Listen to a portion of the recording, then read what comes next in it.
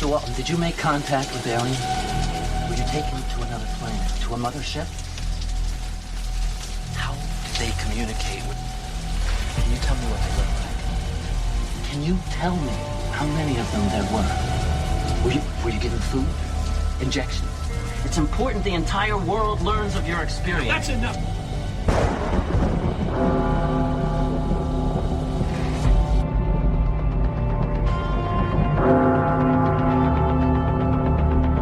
The teachers are alive. They're not books. They are the very living essences of nature itself. Unbelievably powerful supercomputer that's running our reality, and we don't have a clue as to how to operate it. Say in your mind, say to yourself, I am more than my physical body, because I am more than physical matter. I can perceive that which is greater than the physical world.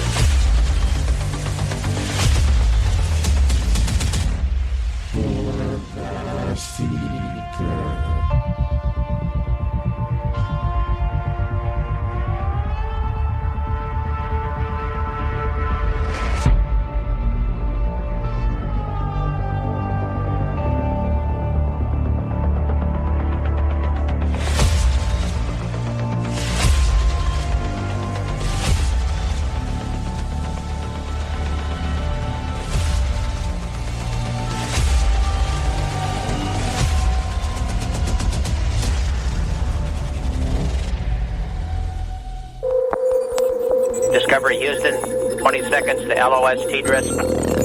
Roger, nice to be in orbit. Broadcasting from the Forest Tower Studios in the foggy creek bottoms of Cane Creek, Arkansas. I'm Joe Root, and this is Lighting the Void. You can check out our website at lightingthevoid.com, facebook.com/lightingthevoid, and at lightingthevoid on Twitter.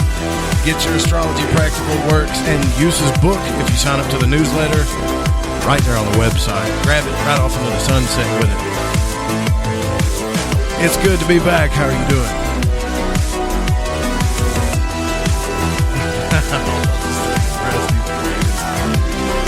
It is October the 3rd, and the night is cool and wet, and the moon is waxing in Pisces.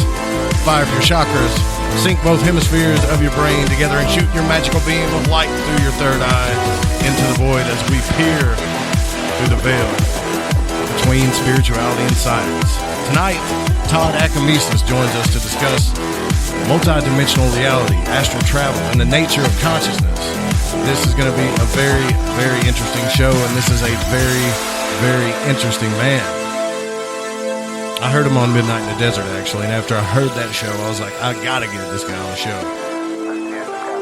Now, this is a live show broadcasted on the Fringe.fm and can be heard on lightingthevoid.com, TalkStream Live, TuneIn, Spreaker, iTunes Radio, Radio Guide FM, Radio Garden in Little Rock, Arkansas, and more by proxy via the Fringe FM. You can check out all the show archives for free on any podcasting aggregator app, such as Apple Podcasts on iTunes, Google Play, TuneIn, Stitcher, Player FM. I could go on and on about that.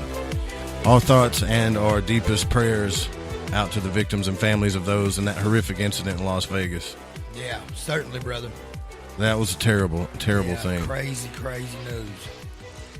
And I do implore those of you who actually care to look at all the footage, and if you find any evidence that doesn't really add up, you can email us at contact@lightingthevoid.com. Tell me if this all adds up to you. What they're telling us in the footage they're showing, in my opinion, is pretty different, and it's kind of disturbing me a little bit. Okay.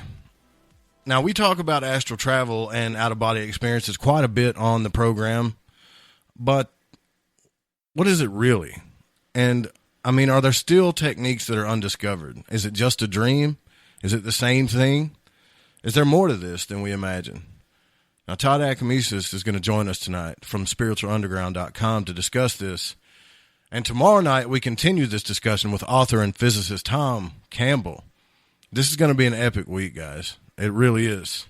So strap in. Today in the shack with me is Rusty Pate, my man, from across the woods. What's up, brother? Not much, guys. How y'all doing? Now, you can call and listen to the show on the TalkStream Live number, or if you want to call in, leave a voicemail or call in during the show, the number's 501-777-5631. As I said before, you can email the show at lightingthevoid.com. And if you send us any kind of email that I think is interesting, we'll definitely play it for you. And Rusty, how you doing, brother? Man, doing really well, man. I hate to hear that news just talking about in Las Vegas. Yeah, it's horrendous, actually. Yes, it is, man.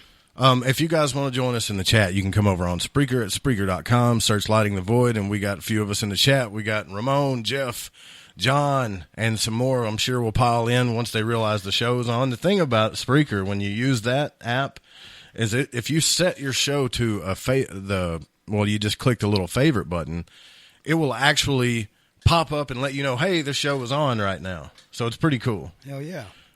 What's going on, Catalina? It's nice to see you guys again. I missed y'all. It's been a week. Yeah. This weeks, they go by so slow until we get to the show. They do. All right. Now let's get on with the show today. I wanted to kind of skip some of the stuff that we usually do because I feel like this conversation is going to be important tonight because it is pretty much the crux of what we talk about. But we can do Joe's magical tip of the night real quick. Now, I just want you guys to follow the phases and cycles of the moon. If you keep a dream journal or any kind of journal that you keep for esoteric reasons, scientific reasons, or anything like that, I implore you to keep the cycles of the moon. Now, the moon already controls things we know about, such as the tides and other things that are on a 28-day cycle, okay? So think of things that run on a 28-day cycle. What else runs on 28-day cycles? Now, learn the waxing and waning phases, then apply them magically in your life. There's tons of books out there to study on this, okay? But I feel like if you look into it, you'll find out its importance. I don't want to get too deep into it right now, but we might actually talk about it on a show. But the real thing I think about this most important thing is keep a dream journal if you can. As soon as you wake up, try to remember everything you dreamed about. Write it down as fast as you can because you'll start forgetting about it. It'll just start phasing out. So write as fast as you can. Write. And then, read a little bit of Carl Jung, and you'll start understanding what I'm talking about here. And that is Joe's magical tip of the night. There you go, okay? Right on. Now, real quick, famous birthdays for today. Gwen Stefani turns 48. Love that woman. Can't believe she's 48, but love her to death. Yeah. Tommy Lee, drummer of Motley Crue, turns 55. And for all you Game of Thrones fans, Leanne Headey turns 44. And Chubby Checker turns 76. Let's do the twist. Yep. Yeah. On this day in history, the first fax was sent to Washington, D.C. over a telephone line. So look how far we've come in less than 100 years. That's pretty crazy as far as technology goes. And also on this day in history, O.J. Simpson was found not guilty in 1995 of murder in Los Angeles. I'm sure most of you guys remember that. But we're kind of digressing from the point. I'm just excited to get into this tonight, so I'm kind of moving pretty fast through this. All right, let's do a little quick real news roundup real quick. Now, this is kind of breaking now. Motorists are being told to avoid the area of Barber Road near I-76 in Barberton. Residents are advised to stay indoors. Now, this is kind of happening right now. Barberton High School posted the following all-clear note on Twitter approximately 1 hour after the first reports of shots fired in Summit County. So we got more shootings happening today, which I don't know if it's a remnants of what happened yesterday. But on my phone, I use a scanner app that listens to shortwave radio. So if a whole bunch of people start listening to shortwave, like it'll just say, hey, there's 12,000 people listening to this area. And my phone pops up and I looked into it and apparently there is another shooting going on. So I don't think it's as bad as the one that happened. Right. But they're all bad. I don't know what's going on, guys, out there. It's getting a little bit ridiculous. Now, I do want to say before we go into the break that that I really implore you guys that the Las Vegas shooting, it does smell a little fishy to me. It is a huge tragedy. People did die. There's people out there saying that it's all fake and none of those people died. No, this really happened, okay?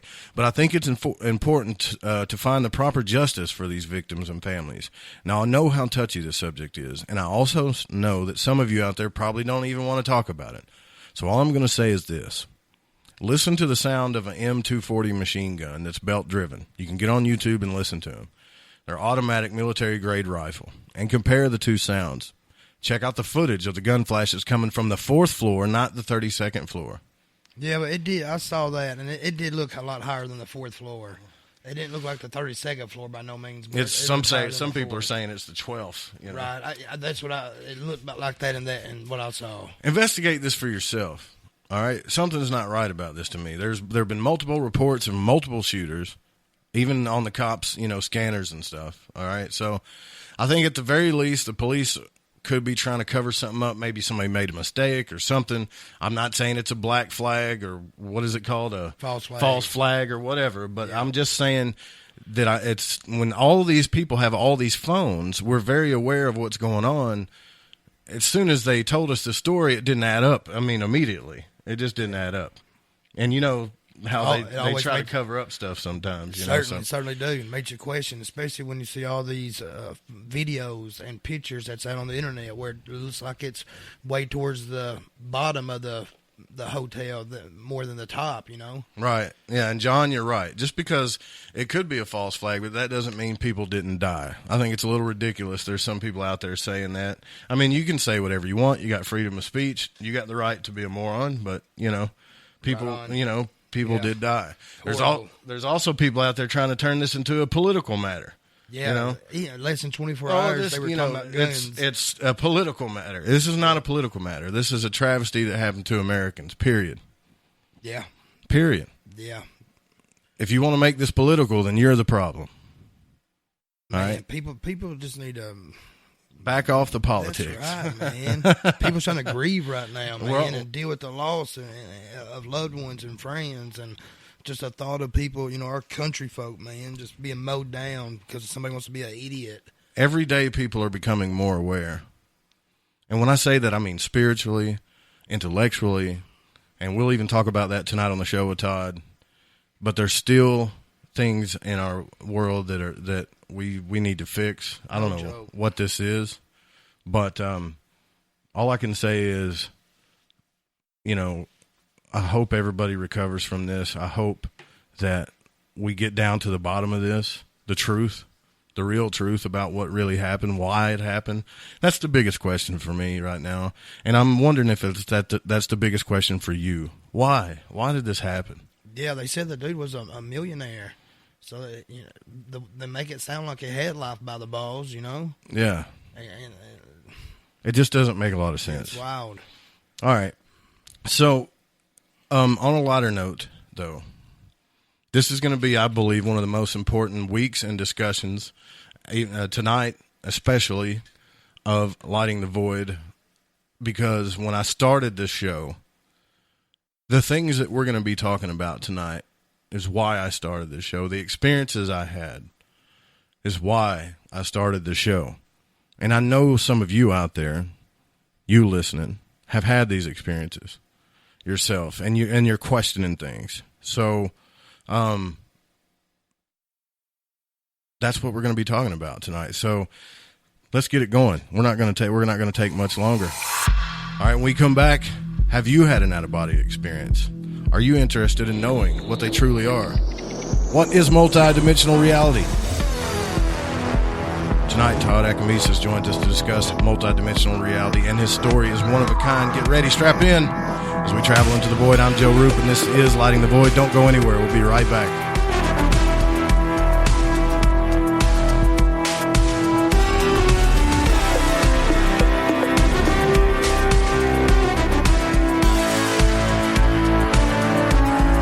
Joseph Roop is your host. Pull back the blinds and uncover the truth. This is Lighting the Void Radio. KTLK Digital Broadcasting. We rock the paranormal talk.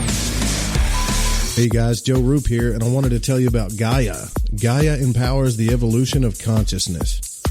Now you can stream yoga, meditation, and mind-expanding programs that provide a true alternative to mainstream media, all to your PC or mobile device. Gaia also works on Apple TV, Roku, or Chromecast. Check out the My Yoga section where you can foster mindfulness in your practice with the latest expert-led yoga and meditation instruction at any level. Or visit the Spiritual Growth section and awaken your spirit with exclusive tools to help with mind development, spirituality, and self-improvement. My favorite section, obviously, is the truth-seeking section. Explore who we are and why we are here with specialists in metaphysics, ancient wisdom, the paranormal, and more. Also, the Health and Longevity series teaches how to nourish yourself with the insights and information from the forefront of alternative medicine, holistic healing, and longevity practices. Last but not least, hard-to-find films and series. Get inspired by hard-to-find independent films, moving shorts, nature and cultural documentaries, and feel-good films. You can watch on any PC or mobile device. Get your first month for only 99 cents and support LTV Radio by going to lightingthevoid.com/Gaia. That's Gaia. Again, lightingthevoid.com/Gaia. Greetings, I'm Space Boy. I started writing music at an early age, inspired by such synth stylings of the Pet Shop Boys, Erasure, Kraftwerk, Art of Noise, and 8-Bit. I have crafted my work into a hybrid of synth pop with modern electronica rock music of today, with pounding beats, high energy arpeggios, soothing orchestral moods, and rock and roll. Space Boy will surely be a part of anyone's music collection. So head on over to spaceboymusic.com and get you some cool stuff. You're listening to Lighting the Void Radio with Joseph Roop. Stay up to date right now, lightingthevoid.com. Come own the night with us. Hi there, this is Dave Scott, host of Spaced Out Radio. Every Monday through Friday, right here on KTLK, The Fringe FM, I'm going to lead you down a path of mystery, intrigue, and suspense. So whether you've seen a UFO, had a run-in with Bigfoot or Dogman, or had ghosts running around your house, this is the place to be. Spaced Out Radio, right here on KTLK. This is Lighting the Void Radio with your host, Joseph Roop. It's the show about truth-seeking and freeing the spirit, shattering your limited beliefs, revealing hidden truths, and much, much more.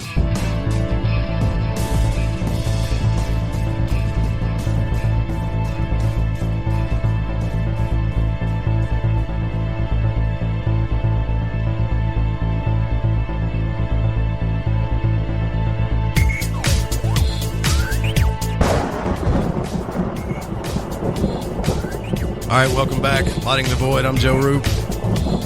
Tomorrow night on the program, we continue down this road and these subjects with author and physicist Thomas Campbell, author of My Big Toe. Wow, I can't believe this week. That's going to be awesome as well. Don't forget, we will be at the Arkansas Paranormal Expo this weekend, broadcasting and keeping you updated. All right, let's get on to our guest tonight. Todd Acamesis is a self-taught astral traveler and near-death experience researcher. He has been exploring consciousness through altered and expanded states of awareness for more than 2 decades.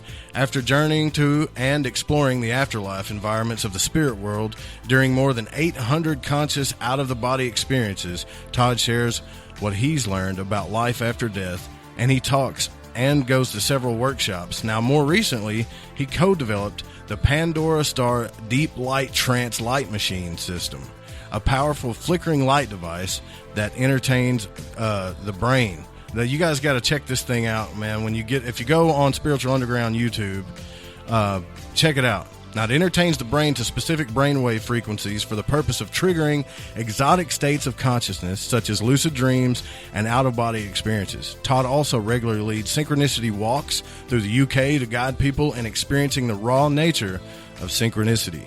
He has developed a special card deck for people to experience synchronicity in their everyday lives. Also, Todd is hosting OBE France, okay? An event that anyone who is interested in these subjects should definitely visit. Spots are limited, so check it out. Now, you can go to obefrance.com. But OBE France is an annual astral projection exploration gathering organized by Todd Acamesis and his internationally known organization. And you can also check out all of his stuff at spiritualunderground.com. Todd, it's definitely an honor having you on this evening. How are you doing? I'm great, Joe. Thank you very much for having me on. It's a real honor. Thank you. Man, it's cool having you here because I've been listening to just video after video of YouTube, listening to you talk, man, and you really are good at explaining all of this because there's only really a few people out there that have had all these experiences that can explain it the way you do. And I mean, before we get into your Synchronicity Walks and the OBE France and what that's all about, man, how did all of this start for you? Because I know you had to have a normal life at some point in time. Yeah, I had a near-death experience when I was age 5. Fell into a fish pond, and it kind of just went from there. I started having out-of-body experiences and lucid dreams within about a month of that near-death experience, and I just started experiencing really, truly mind-blowing stuff that even for, a child of that age, was just, well, just incredible. But what I really found interesting was when I started having these experiences, from 6 years old, when I was out of my body or in the lucid dream state, I always found it was interesting in that it seemed like my IQ sort of just went up. I don't think that's what was happening during the experiences. I think it was more that your mind just becomes really ultra clear in those states. And, that's a really interesting perspective for a 6-year-old. Yeah, no doubt. No doubt about that. And these things started happening to you as a child. Did they keep happening to you as you went along your teenage years, or did it kind of fade away? Yeah, so I had the near-death experience age 5, and it was about a month later at my 6th birthday, I started having lucid dreams. And, those were really quite interesting. I knew it was a dream, but when the out-of-body experiences came along, literally on the heels of the lucid dream stuff, I didn't really know how to explain that. I didn't have the way I could articulate it now. I didn't have the words. But I knew it was different because, with the dream state, I'd usually wake up within the experience, wake up within the dream. Whereas in, the other experience, which I'd now label an out-of-body experience, it was usually I would be woken up from sleep, or as as the onset of sleep, something would happen, like, a lot of energy sensations. And then suddenly, I'm standing in the middle of my bedroom looking back at my body. And this kind of took place all the way up till age 12, when it just completely vanished off the radar. Oh, wow. Yeah, I wonder if that has anything to do with our bodies when they're developing that age, or what we actually care about at that point, Now, you, like myself, I was listening to one of your talks about how you were kind of going across the country and stuff, and you picked up Robert Monroe's material, and then William Buellman, who we've had on the program as well, his material, and started using both of those techniques and became pretty successful with it, haven't you? Yeah. I think it was age 35 when I'd been practicing things like remote viewing for a good 6 years, and I was getting really good at it. But I just still felt there was that sort of wanting to see behind the scenes a little bit more, that more transparency. And I kept thinking back to my childhood when I had those, very vivid dream experiences and lucid dreams and out-of-body experiences. And again, I'm labeling that now as an adult. And I then, found out about the Monroe Institute Hemi-Sync programs like the Gateway Experience. And I thought, okay, let me research that. I found so many people online talking about how they were achieving this thing called the vibrational state and, out-of-body experiences. And I thought, okay, I'm going to give that a shot. So I remember, ordering that program. It took a couple weeks to get it in the mail.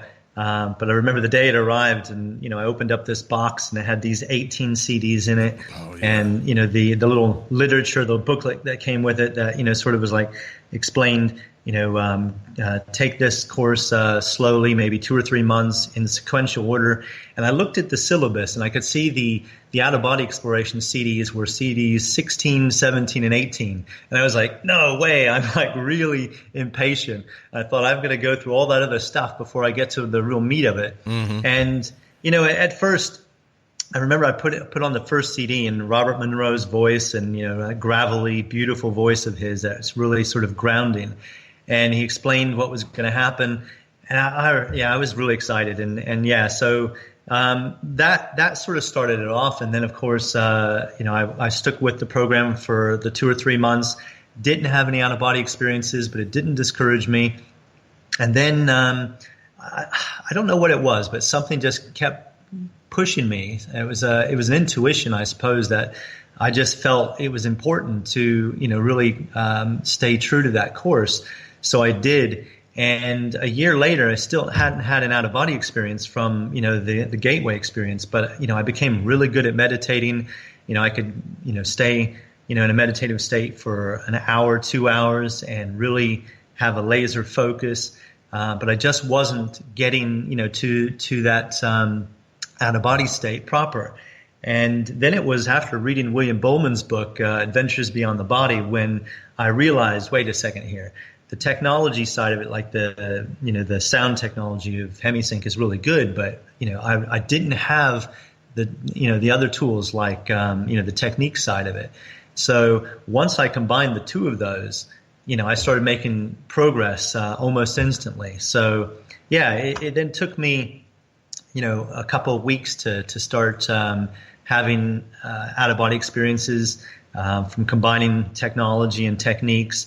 And from there, I've just, 13 years later, I've now even developed my own technology to help people, which, PandoraStar, which is one of the flickering light devices that we've developed in-house. And along with different things like breath, breathing techniques, we play our role in helping, advance consciousness too. Yeah, you guys have got to go check that out on YouTube. That is one of the coolest things I've ever seen. And it's, seeing you get involved with it, man, it's like it's very important for you, it seems, to give that person that experience. And is this the same machine where they lay down, because you had a couple of different ones, but one, you were actually working all the different instruments on the machine as the people were laying in it. And I've never seen that before. Someone so focused on making sure that person has the best experience they can have while they're in this thing. It's really cool. Yeah, we've got a spa here in London called Pandora Spa, and we call it a mind spa. And I don't have any employees. It's just me. And I want it that way. I want to make sure when people come through those doors, the first thing that happens is that, their state is instantly broken. If they come in here feeling stressed, anxious, depressed, whatever the feeling state is that, isn't who they are, I want the whole environment to just break that state. I want the fact that they're meeting me in person to break their state. And it seems to do the job. People then, I put them on, the machine, or we've got this amazing pyramid gong chamber. We've got like a 3-meter tall pyramid, which I guess in feet, that's, more than 12 foot tall. We've got these incredible gongs and other technology that we use to really sort of get people into altered states that are then perfect for exploring beyond the ordinary boundaries of everyday consciousness. So, yeah, I think it is really important to give people that, that real focus, so they can, take that journey. Their whole lives they've been trusting intuition, and I think once they start to have the experience, the experience validates the intuition. So yeah, I think it's really important to give people that, to hold that space for people. Now you tell the story on YouTube that I was actually listening to earlier. And I was like, I've saved it because I want to finish listening to you talk about this story. As you started this journey across the country with a bag and $10, like $10 in your pocket and a bag, and you're like, all right, dude, I'm going to do this. I'm going to set out on this thing and just follow my gut. And it is probably one of the coolest stories I've ever heard. Can you talk about that a little bit? Yeah, absolutely. That's it's really quite interesting, actually, Joe. I'm 47 years old now, and I started that hitchhiking journey when I was sort of in my teens. And my 18-year-old son, I grew up in Florida and stayed in the U.S. till I was 23. Left on the back end of this hitchhiking journey, came to the U.K., settled down here in London, got married, raised 3 children, and my son, who is just 18 years old, has wanted to go following in my footsteps, and he's literally jumped on a plane today, and he landed in Washington, D.C. a few hours ago, and he's basically going to sort of do some hitchhiking, and it's just the weirdest, strangest sensation because like you say, it's the storytelling aspect that I've loved it. I picked it up from my grandfather, and I used to love listening to his stories. And there's that part of me that's really excited for my son, but at the same time, there's that father protective side, and it's just like, oh my God, did I tell my stories too well? Did I not include any of the bad stuff? Yeah, exactly. But I think this is it. I mean, we've got so much of the fear-based stuff that's out there, and I think it does seem to be the dominant state of thought system in our world at the moment. And I think it is important that we have, inspirational stories. I think it is important that we remember, who we are. And I think for me, hitchhiking across the U.S. was like my rite of passage into manhood from boyhood. It was a very special journey. And, I hitchhiked from my hometown in Tampa, Florida, clear across to California, to New York, got as far as Alaska, going north as far as I could, down back through the Yukon. And, during that journey, I started getting exposed to what we call synchronicity.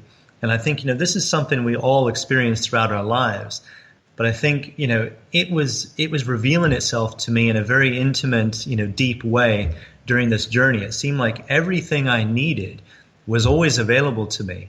And, it really did help me, get to maybe not fully understand, but I certainly was aware that there were some unseen forces that seemed to be looking after me and guiding me and keeping me safe in this journey and certainly looking after all those needs. So this is where you learn to listen to the inner voice, right? Or the intuition. As you were talking about it, did, Ramon's asking in the chat room, did you ever hear a voice or an intuition to not jump in the car with somebody or to lead you, or did it just lead you in the right direction all the time? It's, I think we can use our own free will against ourselves, yes. So what I learned was that, the ego seems to speak, first and loudest. And then we have that softer voice, which is the that inner guidance. And I think it's learning to distinguish between the two, because I think, the ego, and when I say ego, I'm talking about from the Eastern spiritual tradition of the term, when they're talking about the fear mind, the learned fear, the false self, the part that's cut itself off from the one true reality of, who we are, which is love. And I think when we have the fear mind triggered and we doubt ourselves, this is when we use our own free will against ourselves. So, it was just learning to deeply trust that inner guidance and then to have the courage to follow it through taking, actions. And there were cases where, I had a red flag in my head, when somebody pulled over. Actually, you're based in Arkansas. One of my favorite experiences was in Arkansas, on the interstate, and this truck pulls over, and a pickup truck with these 2 guys, and they're sort of looking me over like they were going to have me for breakfast or something. Oh man! And the red flags were just all over the place, and I refused the ride, and they just kept sort of staring at me, and at one point they just pulled out this gun and was like pointed out the window at me. And, my guidance was just stay cool. They're just, sort of screwing with you. And I stayed cool. I just smiled at him and said, look, guys, I'm just, out here having a bit of fun. And everything was fine. They drove off. And I was able to live to tell the story. There were times when, following my guidance, like with the synchronicity walks that I do, I find that once you enter a flow state, and you really trust that you can remain in the flow, for an indefinite period, you'll experience a cascade of synchronistic events that will just lead you deeper down the rabbit hole. And this is what I was experiencing when I was in those flow states. And I didn't have, again, the articulation to call it something like that when I was hitchhiking. All of that stuff was fresh, but I was observant, and there was this feedback loop. When I followed, that instinct, good things happened. When I didn't follow the instinct, sometimes, it was a learning curve. I don't want to say it was always bad things. It was just a learning curve. I soon learned that, I could stay in that sort of state where, I think the story you were alluding to was when the first time I tried hitchhiking to Alaska from Florida, and I got up as far as Michigan, and I was a typical Florida boy.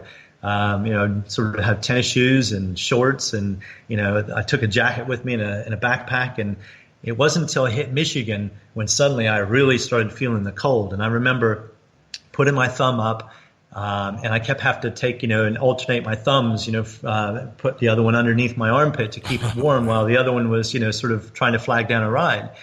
And I was thinking to myself, I could really do with some gloves, some nice warm gloves. And I just sort of pictured it in my mind. And the very next guy that picked me up, I was telling him the funniest story about the thumbs and all this, and he literally punched his glove box, button, and the door fell open, and there were these gloves, and he said, "Look, take those, be warm, happy hitchhiking."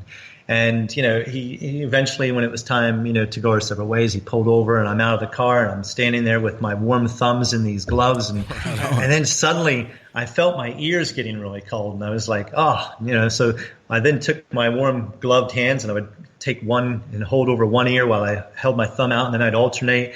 And I was thinking to myself, I could do with one of those Russian hats, the type, the big old furry hats, the bits that pull down over the ear. And I was just picturing this in my head and, really feeling good about it. And the next guy picked me up, and, I told him the story behind the gloves and the thumbs, and now my ears are cold. And he literally sort of chuckled, and he reached into his back seat, and he pulled out this hat, this Russian hat that I'd been visualizing. And it literally floored me. I remember almost being speechless. There was a part of me that was reactive and, really grateful to him. But at the same time, there was another observer part of me, which was taking it all in, the depth of what just happened. And the story goes on, there's more to it. But it was just like I was in one of those flow states. And I really was trusting that what was ever taking place, whatever forces were guiding me. One of the things I've learned now as an adult, all these years later, from those experiences is that when good things like that happen, it's important to have that default feeling state being one of gratitude. I think, it's what really keeps us in that flow. And so whenever things like that happen to me now, I would say, thank you. I think we're all different with our labels, whether we call, the big energy of the universe, God, the force, universe, whatever. To me, I label it the universe nowadays. That's my favorite label. So, right. I would say, thank you, universe. And then I would always follow that up with more, please. And I think, to realize that, the sort of, I think a true sign of spiritual adulthood is that sort of generosity and realizing that the universe is a very generous place. And so I'm sort of in that state of mind, regardless what it is. If somebody holds a door open for me, I thank the person, of course, and then I thank the universe for helpful people and, thoughtful people. If I'm walking around and there's a homeless person and I'm guided to help that person, or if some stranger is lost and I can help out, once I've helped, I would say, thank you, universe, more opportunities to help, strangers lost in strange lands. And, that's really serves me well. But I think the next important part of that is, if you're really going to be this conduit, if you're going to put yourself forward, then when these things start to happen, when you're in that flow, it's a matter of showing up. it's a matter of having that energy of, that maturity, that responsibility, taking that responsibility and realizing that, if something in your life, something shows up in your life that is not of love, to me, it is the universe asking you to give the only thing missing from that situation, which to me, again, is love. So, this is how I conduct myself, and this is what my younger self taught me, and the lessons that I was learning during those hitchhiking days. Man, that's such a cool story. How long did you hitchhike? It was on and off.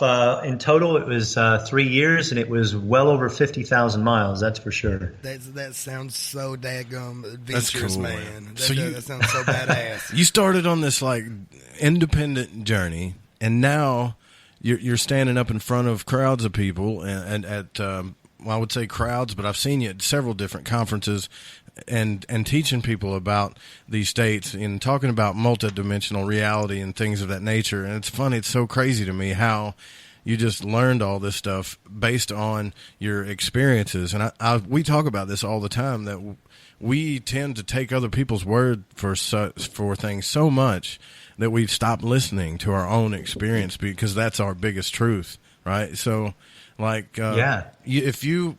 could you talk to us a little bit about what these synchronicity walks are? Oh, absolutely. There's various ways of exploring down the rabbit hole with people. But when it comes to first timers, when people are exposed to me for the first time, one of my favorite ways, are these synchronicity walks. For experiencing, the magic of the universe firsthand. Synchronicity, as we're all aware, it's meaningful coincidence, as it's otherwise known. And, it's this phenomena that I think has the power to tune your awareness into the present moment, while reminding you that, beneath the surface of our everyday lives, there is this underlying force that connects us and seems to bind us, to everyone and everything on the planet. And that's how I look at it. And I think, at any given moment, we could be on a train and we could be sort of, in need of hooking up with certain people, coming into contact with certain resources, and the perfect person for connecting with could be sitting opposite us on the train. But, if we don't learn how to sort of open ourselves up, how to smile at, seemingly strangers or interact with people, by having this, sort of practicing love as a force beyond ourselves, then we become very isolated. So the synchronicity walks, it's basically, people. I typically print off some flyers and I walk around London and I'll paste them up in the windows of alternative bookshops, sometimes not so alternative places, spiritual cafes. And every now and again, if I'm inspired, I'll just put one up somewhere or literally leave one on a train seat. And on the flyer, it usually says something, about, it's the time, the date, and a location.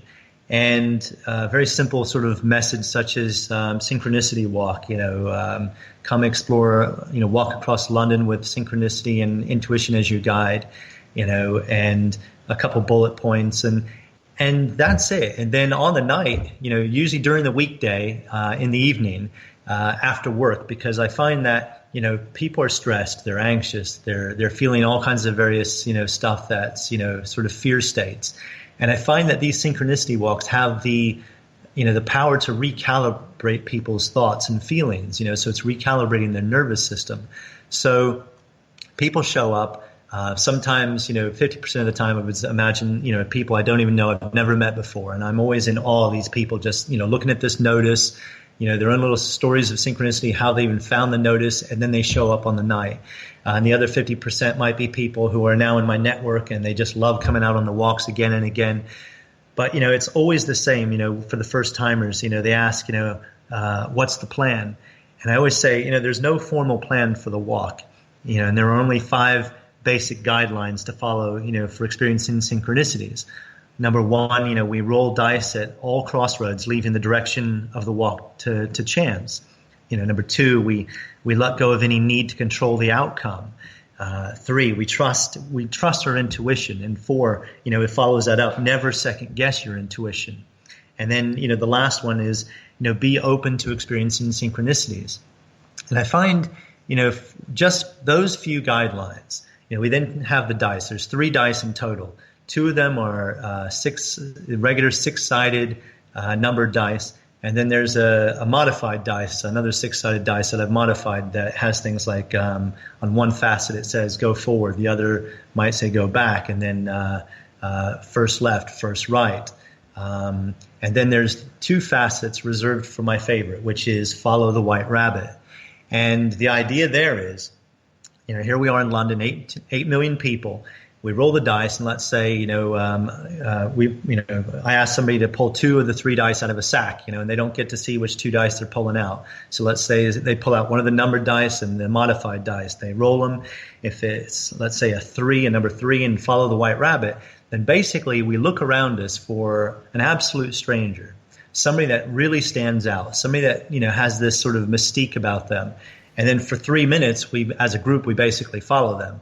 And I know it's kind of like organized stalking, but, we're quite respectful with the way that we conduct ourselves on these walks. We don't get in people's faces. It's not about invading people's privacy. Right. But, for 3 minutes, we basically are getting lost down the rabbit hole, letting go of all control.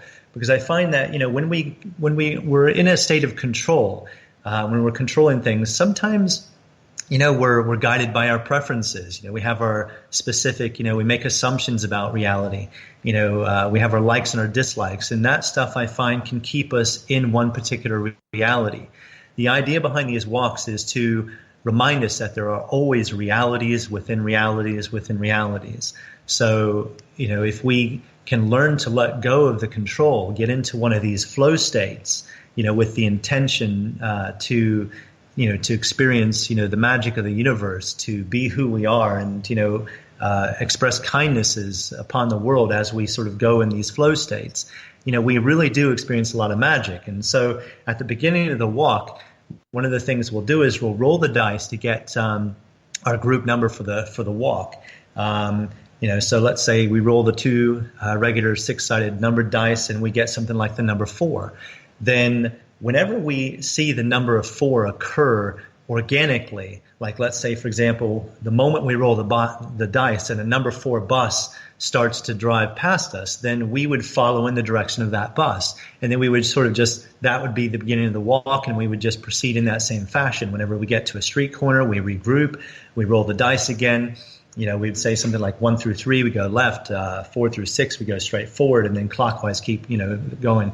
And people would say, they'll pick me up on things like, you got 2 dice, you can't roll a 1. And I remind people, look, anything can happen. Yeah, you're trying to control it again. Right. Yeah, exactly. And what happens sometimes inevitably is we roll 2 dice and one of them suddenly goes down a gutter or a manhole, and we're left with 1 dice, and it might be number 1.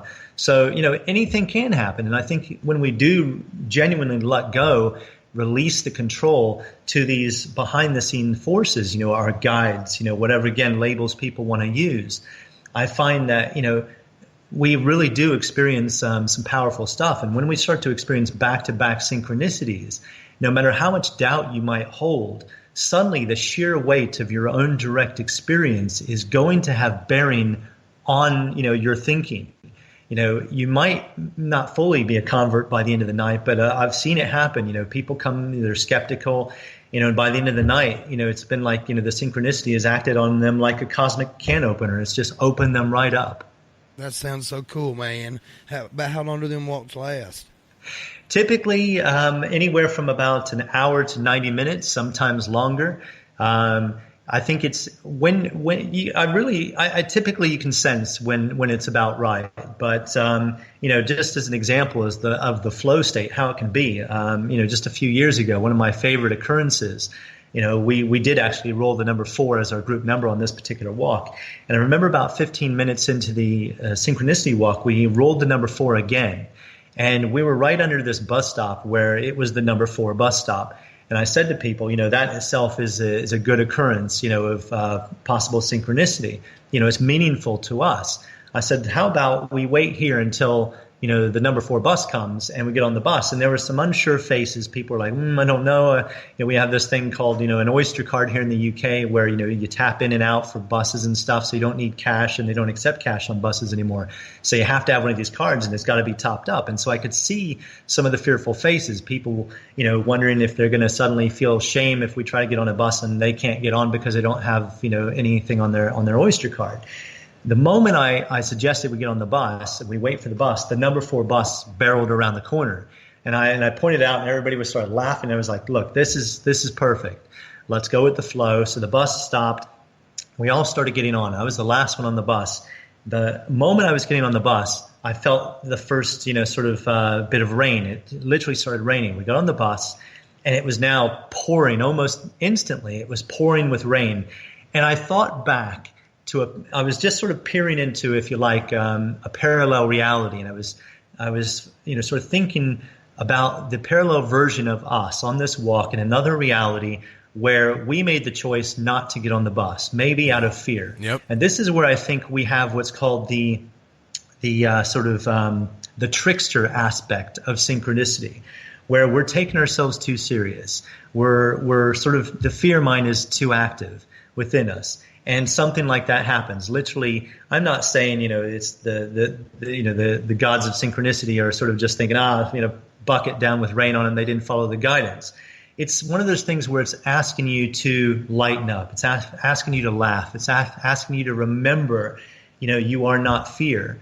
And so I had that brief moment thinking about perhaps a parallel version of the walk that went that direction. But we got on the bus. We were that parallel reality where we got on the bus. We got on the bus, and I rolled the dice. I said to everybody, we'll roll the dice again for how many stops. So we rolled the number 9.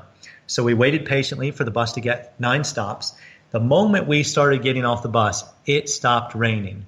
Another perfect occurrence of synchronicity, another sort of moments where the trickster is saying, you guys, followed your intuition, you're dry, have a good night. We got off the bus. And right in front of us, somebody had plastered this big poster on a wall as soon as we got off the bus at the bus stop that said, "Wait here for further instructions." Oh, man. I mean, it was just insane. Now you're in the Matrix.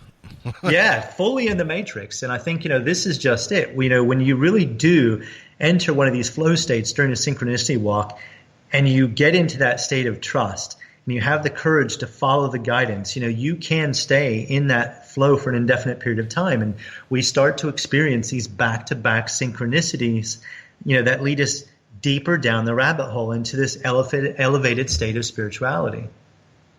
Man, that is so cool. Yeah, that sounds so intriguing, man. I'm going to try some of this stuff out on my own, I think, when I get spare time or something on my day off. Well, I mean, if in old religious texts, like even Jesus was telling people, if you're going to enter the kingdom of heaven or whatever, you need to be as a child. And as you were talking about that story, I was thinking of all the times, when we were kids, we just did whatever and flowed with whatever, and time was real slow. It made life an adventure. And all kinds of cool things happened, when I was a kid. But now that I'm trying to control everything and I'm scared of every little thing, nothing's there. So, yeah, I totally get that, Yeah.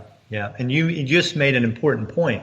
When we were kids and we were in those flow states, like you said, time just seemed to sort of, go and go and go. It was really sort of slow. Christmas would come around like really slowly. Birthdays never came around fast enough. And now as adults, it just seems like time whips by. And I think that's because, we're always in our heads. We're never truly present with reality anymore. And that's the difference. When we're children, we're really present within ourselves. We're coming up on the halfway point through the show. I want to kind of get this subject matter going, but as we kind of segue into this, the difference, is there a difference between, because you hear this argument all the time, is there a difference between dreaming, lucid dreaming, and an out-of-body experience, or is it all the same? Is it all the same thing? Oh, okay. Well, that's a deep one, I know, but I've had so many people. Oh man, that's just a dream. And I'm thinking, no. I've had quite a few false awakenings, which I want to talk to you about that as well. That it was more vivid than reality. So I'm not so sure that it was just a regular dream. Okay. Well, my perspective, my take. So, I think we do have, personally, I think we have a double life in dreamland. And I think, the reality of false awakenings is really good evidence that, life is a lot more interesting. The universe is a lot more dynamic than perhaps what we're being conditioned by the mainstream narratives of, science and religion. I really look at it like, the Matrix, like, just like Neo from the Matrix, we're all living this double life, but, that's where the comparison ends, where unlike Neo, we mostly remain oblivious to, our other lives with, when we're asleep. And, that's 1/3 of our life. Every night, during sleep, parts of our brain become less active, causing us to temporarily forget, our waking life, while in the virtual reality of a dream.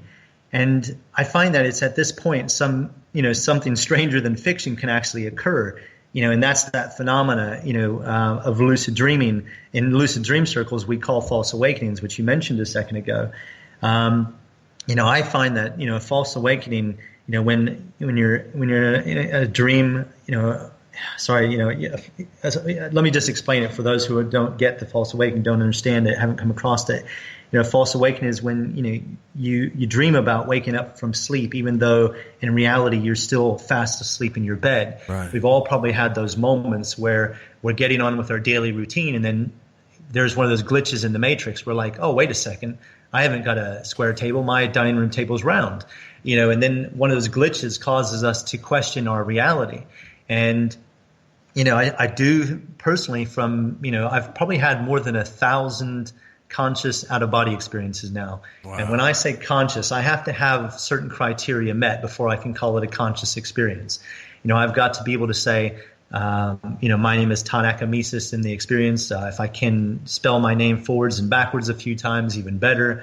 I remember where I left my physical body during that experience. Is it on the sofa? Is it in my favorite reclining chair? Am I in bed? What planet am I from? What level of reality am I from? And if I can nail all those things, I've established a certain level of waking consciousness within the experience.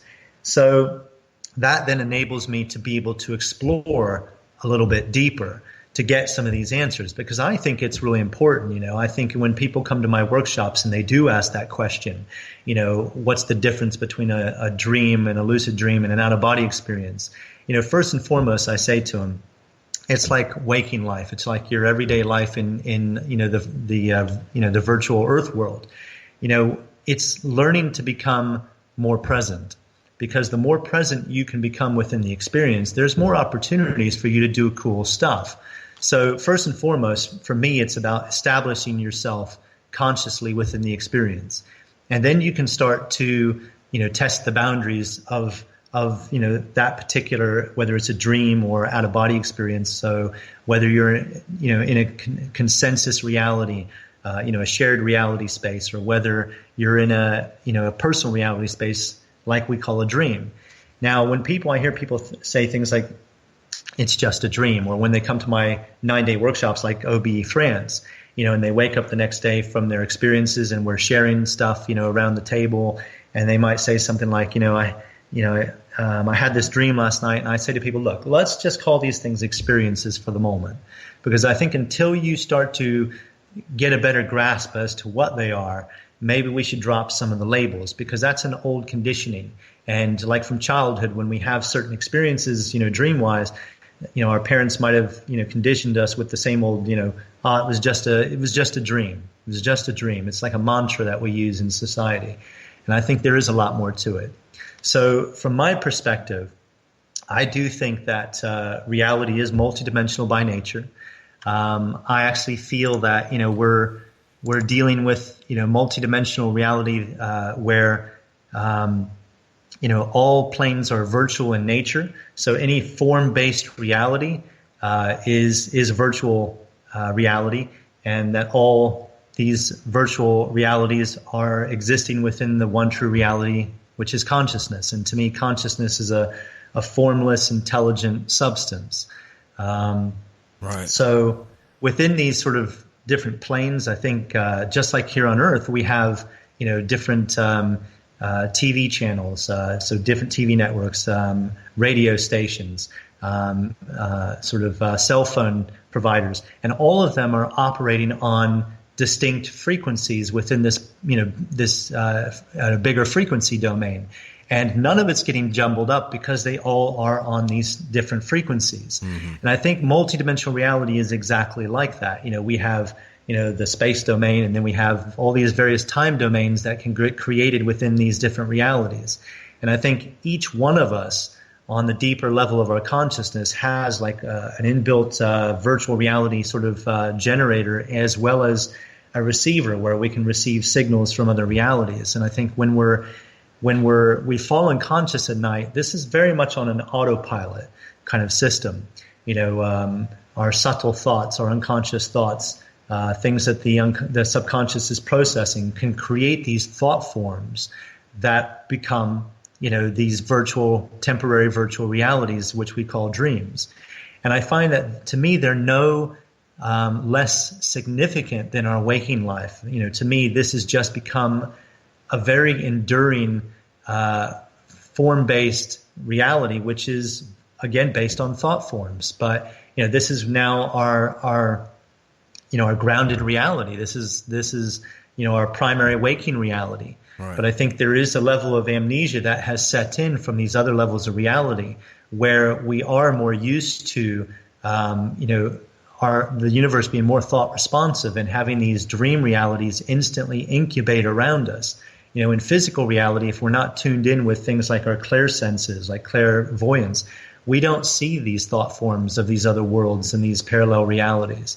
But to me, I think, they all are of the same nature. Whether it's a dream, whether it's, the astral planes, whether it's the physical earth plane, to me, all these different planes and realities are virtual in nature. Right. Oh, man. Dude, this conversation is about to go a little bit deeper, guys. We're going to talk about some of the stuff, false awakenings, OBE France, astral-travel, this is, this is going exactly where I want it to. We're already halfway through, guys. Don't go anywhere. We come back. Todd, Acamesis. This is getting really cool. I'm Joe Roop. This is Lighting the Void. We'll see you guys in just a little bit.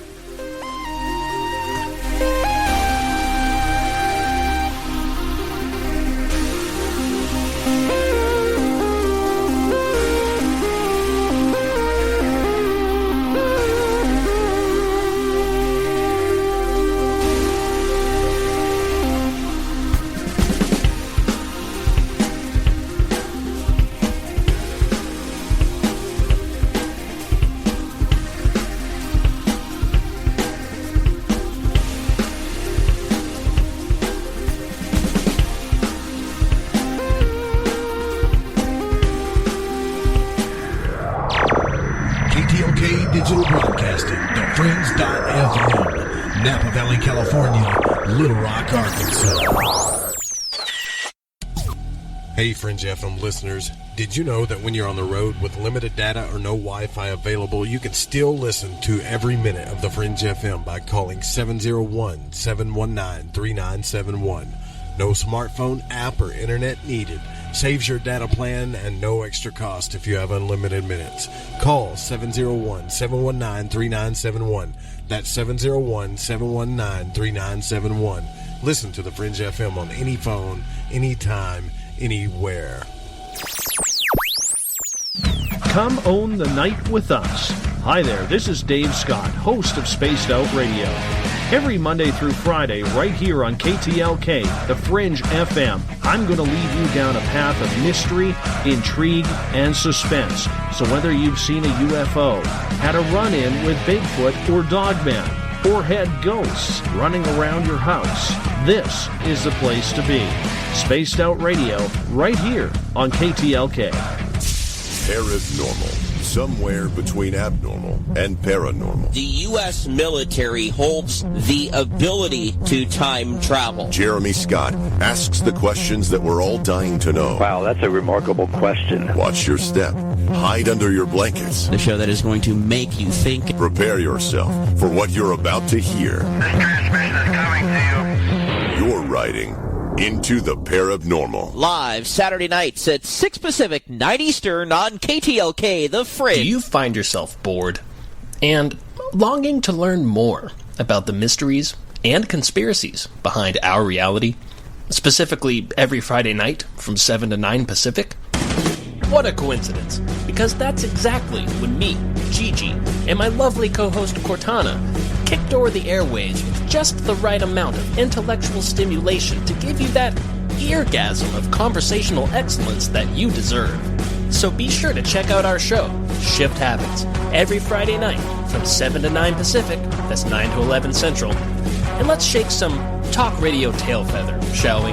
Right here on KTLK, The Fringe FM.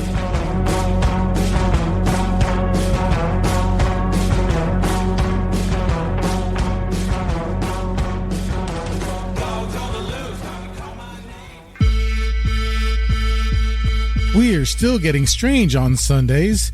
Hey everyone, it's me, Dave Cruz, host of Beyond the Strange Radio, letting you know we're on live Sunday nights right here on the Fringe FM. The Strange Sunday saga continues live at 5 p.m. Pacific, 8 p.m. Eastern. Listen on thefringe.fm or at beyondthestrange.com. Again, that's Sunday nights, 5 p.m. Pacific. See you there. Hey, it is I, Kurt Green from the Kurt Green Hour. Come hang out with me every Wednesday night at midnight, Pacific Standard Time. As we unwind, hey, grab a cup of coffee, hang out with me, enjoy the ride. That's midnight every Wednesday night right here on the Fringe.fm.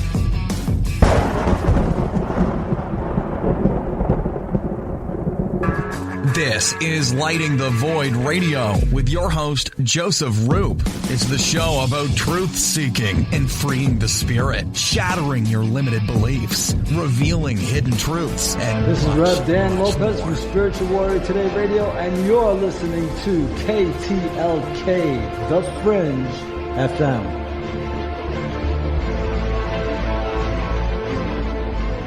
To call the show, pick up the phone and dial 501-777-5631. That's 501-777-5631.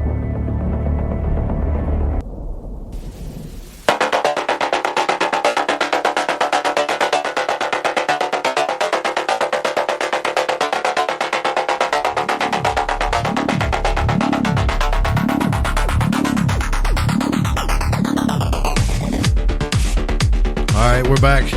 Lighting the Void. I'm Joe Roop. I'm here with Rusty Payton. We're speaking to Todd Acamesis, spiritualunderground.com. Tomorrow night on the program, don't forget Tom Campbell will be joining us, author of My Big Toe, My Big Theory of Everything, who also is involved with the discussions that we're talking about tonight, who actually studied and had experiences with Robert Monroe himself, so that's going to be a great show. And Todd is joined with us tonight, and it's pretty early over there in London, so... Man, like I said, dude, I can't thank you enough for spending this time with us. It's really cool to hear your story. I want to say something real quick, though. Dude, you almost caused me to have a car wreck, Todd, the other day. And I'm going to tell you why. I was going down the road, and I was listening to your YouTube videos, and there's this video called Todd Scares the crowd into awareness or something like that. And I was thinking, well, what could this possibly be? You know, maybe I shouldn't put this on while I'm driving. And we got deer that run out in front of us all the time. So I'm trying to stay aware as I'm riding down the road. And so I'm riding down the road and you're discussing these different levels of awareness, you know, and you're saying, okay, so if we're on an awareness level right now, we're probably at an 8 because we're slightly always, you know, unaware, or at least I think that's what you were getting at, you know? Yeah. And you kept going on, and you had a way of talking about it, and then you were like, you got real quiet for a minute, and you were like, you know, and I was like, oh, God, Jesus, I about ran off the road. And you're like, see, that was a 10 right there. So you're at a 10 now. You're totally dialed in. That got the adrenaline going, so you were more present in your body, weren't you? Yeah, so you're totally dialed in, and sure enough, as you were saying it, I was like, yeah, there's nothing that I'm not aware of right now. That's for sure, you know. That's good to hear, Joe. It was insane. So I thought it was kind of funny, but it did make me jump. And I was like, God, I was telling myself, man, I hate that, you know. But it proved a point. And you know, when you were talking about false awakenings, I had had an episode where I talked to people on the show where I kept having them right over and over and over again. I realized I was in a dream and I was trying to wake myself up. And this seems to always happen when I'm trying to wake myself up. I wake up, I'm on the couch, it's pitch black. I'm like, okay, I'm awake. And now I'm totally convinced I'm awake. Everything's real. I go to turn the flashlight on my phone and I'm hitting the screen and it's just barely lighting up and going out. Just pss, pss, like not, I was like, what the heck? So I'm walking around the house trying to turn the light on. All the lights won't come on. I'm like, okay, I'm still in a dream, right? So wake up so I can feel myself waking up. I can feel my eyes shaking and my body kind of vibrating, trying to wake up. I wake up again. I think I'm awake. Same thing, you know? Yeah. And I'm like, what in the world is this, you know? So I don't know. Exactly. Is that a good thing? Or is that? I think this really demonstrates, you know, such experiences like that, you know, really bring it home just how fragile our perception of reality can be and how easily our minds can be tricked. You know, the lines between the virtual reality of dreams and physical reality can become even more blurred. You know, I'm sure you've experienced it when you get this byproduct of physicality, you know, within, you know, the experience of a dream that manifests, you know, like waking life. You know, have you ever had, you know, the dream state when you become fully lucid becomes as physically solid as your waking world? Yeah. You know, I think this is when, you know, it does, you know, get to a point to where, especially like you were experiencing back to back false awakenings, at some point you're like, where did my world go? Yeah, I got scared for a minute. I'm like, okay, did I die in my sleep? Am I trapped in this reality or what? Because it seemed like it was hours after a little while. And when I finally woke up, the kitchen light was on. And I was like, okay, this is different. And I started, for the first time, I started questioning, am I really awake? And when I was really awake. Because the other ones were so real. You know, when I was touching my screen, like you're talking about, I could feel my finger bashing against it, you know, my finger hitting the lights. Everything felt real. It was more vivid. Indeed. Cool. And I think, you know, when dreams take on, you know, such advanced qualities of realism to the point of reproducing physicality to such a high level of fidelity, you know, I personally have to ask myself if we're dealing purely with information, you know, being synthesized by the brain, or is it evidence of a quantum model of reality, you know, and alternative levels of human consciousness? You know, and I think through, you know, lucid dream experiences, you know, for me personally, I've come to believe physical reality is actually a virtual reality projected from within, you know, the actual reality of consciousness. And, you know, I think what, you know, kind of makes people, you know, dubious of this, you know, is the physicality of our waking world. You know, that's what makes people skeptical. You know, we've been conditioned with physical, you know, the physical being of the body, you know, with physical being of the body and, you know, not the mind. Yet, you know, I think quantum theory already describes the processes, you know, that create physical events. You know, the physics of our universe, you know, to me is based on a rule set, you know, like Tom Campbell's going to discuss tomorrow, I'm sure, if he gets on that road, you know, that says this is what physical feels like. And, you know, it's physicality, you know, that makes us feel, you know, that makes all this feel so real and makes people be skeptical of this idea. But, you know, to me, it's just a rule set, the physics of a space, which can be, you know, in the space of your mind, you know, as, you know, like with astral projection, you know, it's a state of the mind too. So I think it's, you know, from my perspective, you know, I personally believe that our entire physical universe is virtual, you know, in nature, like I was saying earlier. And I think, you know, one interesting thing when we start delving into the idea of, well, if it's virtual in nature, you know, sometimes people don't like that idea because they think it takes away the spiritual side of it. You know, that's not, you know, how, you know, I sort of look at it. I think it actually, you know, it makes it really beautiful that, you know, our souls, you know, who and what we really are powerful enough to create these virtual worlds for many different purposes. You know, I think we've all, you know, we have this essence within us that, you know, survives death and precedes birth. And this is one of the things I find interesting about, you know, what, you know, the label, you know, astral projectors would use, you know, for the astral body. when people come to my workshops and we take surveys, one of the survey questions, are, have you ever experienced reoccurring dreams of the same place, the same environment? And usually everybody puts up their hand. And I think this is just one of those cases, like I was talking about earlier, where it's like Neo in the Matrix, and we're unaware of these double lives. I think every single night we do take unconscious journeys, and our astral body literally holds the memories of the places that we lived in before we came here in this incarnation. And I think we have these places in the interlife state where we navigate to. I think we do live in a sort of a very internally guided system. I don't think there's any overlord or a godhead that's directing people from one environment to another. If they were bad, then sends them to some astral hell. That's not how I see it. I think it is all self-governing. We literally have the rule sets for particular environments, and I think whatever versions of us created these rule sets for these environments, these more advanced versions of us.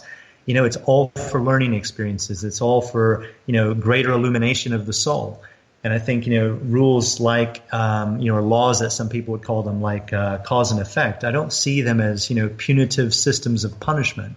I see them as systems of evidence of self-governance, where we get to learn through trial and error, and we eventually realize if we do this, that might lead to pain. At some point, we realize, there's better ways to grow, not just for us, but everybody around us.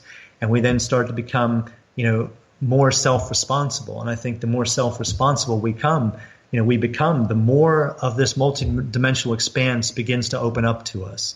And, it's just, to me, it's never ending, and it's fascinating. And it's one of those things we could probably talk about it well into the early hours of the morning. Oh, yeah. Yeah. And, there's a question from the chat that Catalina is curious, and I am too, because I've heard Robert and even William talk about this. So if you've had this many out-of-body experiences and you're becoming conscious on this level, have you ran into any beings or any entities of sorts in these realms?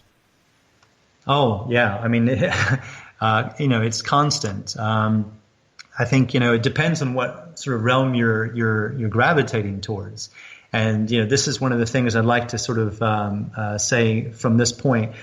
Sometimes, when people go online and they read about astral projection, there's a lot of horror stories. There's a lot of weird stuff. There's a lot of belief systems. There's a lot of people, putting out ideas that are based purely on their beliefs and probably not even experiences. And if it's an experience, it might be one or two experiences. And people sort of almost have this blaming sort of, they blame astral projection, or they blame the levels they visit, through, maybe spontaneous experiences. And it's like, if you're being guided or directed to a particular plane of reality, it's because you have a connection to that place. If you're constantly showing up in places that are of a dark nature, that's probably for the individual to look at and think, okay, what is in me? What's within me that is causing me to return to these kind of places and to experience these kind of, places? It's no different from Earth. Our mindset is really important. The way we conduct ourselves is really important. Our state of consciousness really, brings about our sort of what comes into our lives. I do think there's a like for like, system across reality. So let's say, for example, in the near Earth plane, where our physical world is literally the backdrop. So, the near Earth plane, is where all paranormal phenomena emanates.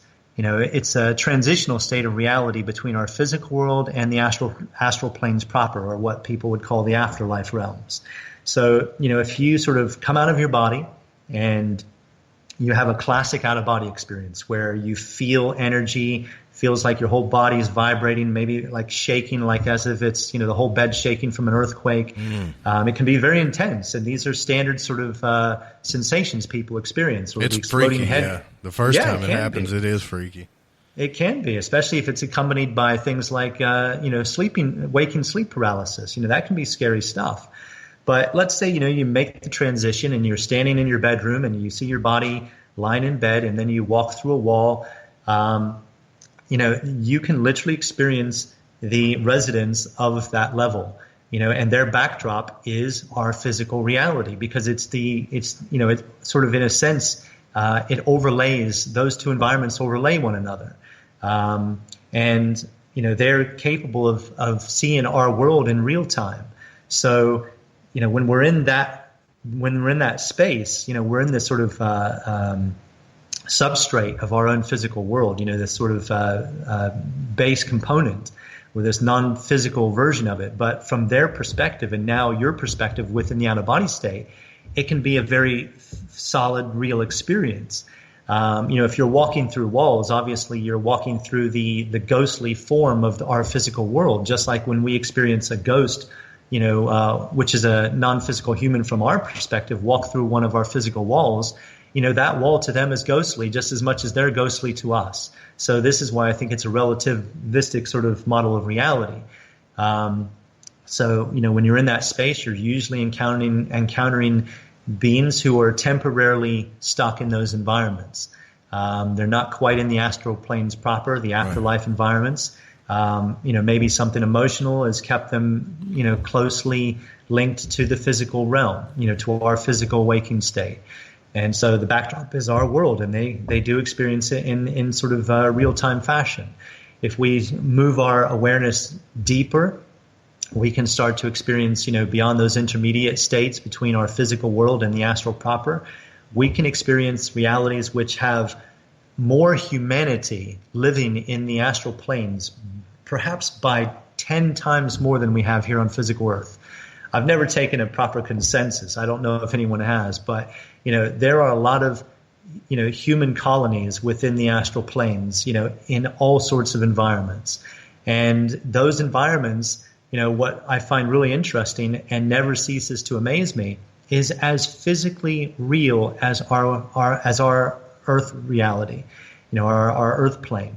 And I find this is why I think, ultimately all these realities are virtual in nature. All that's happening during these experiences is our awareness is instantly shifting from our physical reality, which is our grounded sort of virtual reality, to these other reality states, which are also virtual in nature. But when our awareness then locks into one of these realities, we take on a form in those states, in those places, those environments. We might call it the astral body or the etheric body or what other labels people apply. But ultimately, that form that we take on is equal in vibration to the place that we're now in, that we're visiting, and it's just as physical.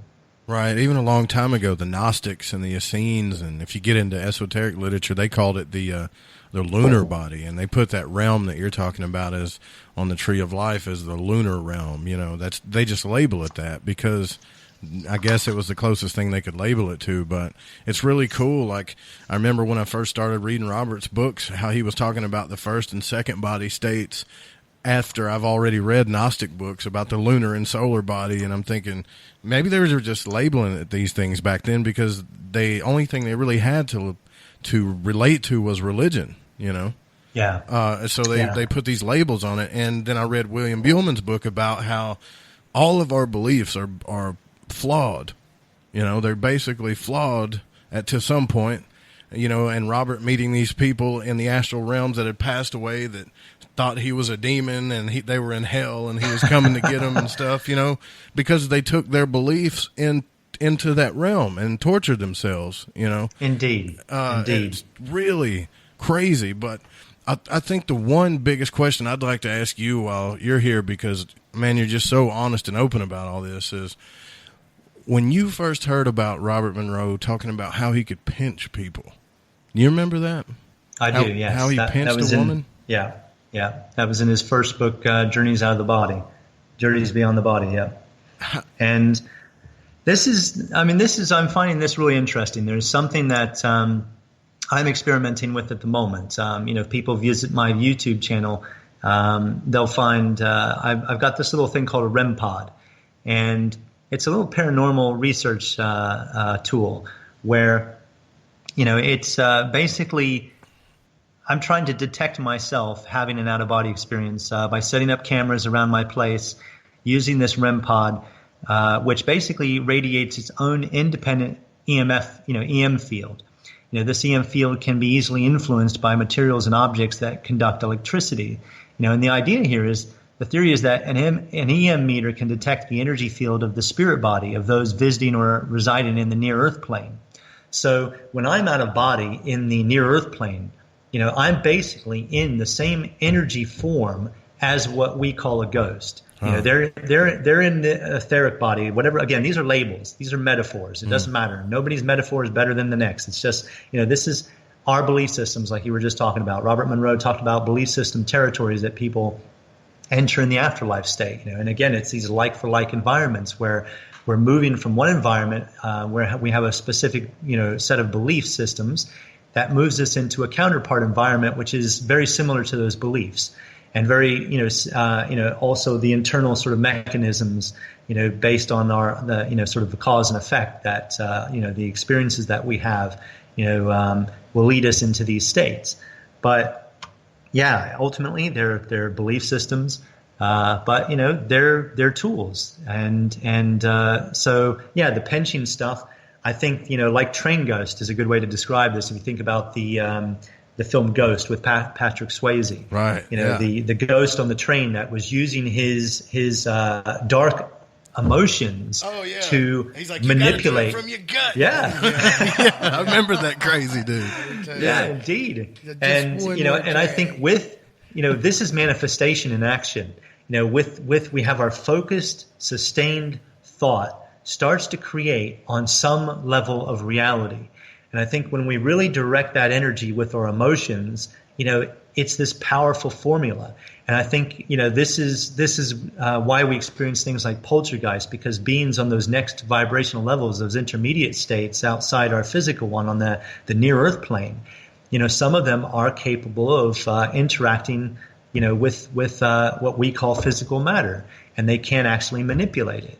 So, we're one of the things that we do here in the Mind Spa, like I said, is, I'll set up equipment because I think, we've got different aspects of science. We've got mainstream science, and then from my perspective, we've got covert science.